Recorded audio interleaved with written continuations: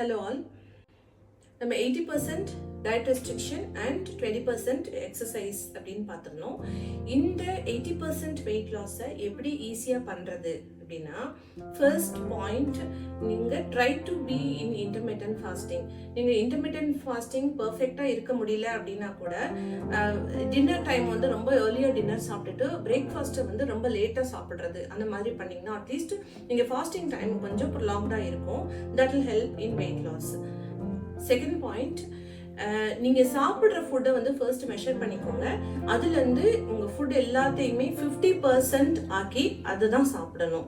So third point is oil. நீங்கள் oil வந்து செக்கில் ஆட்டின எண்ணெய் இல்லை கீ அதுதான் யூஸ் பண்ணணும்.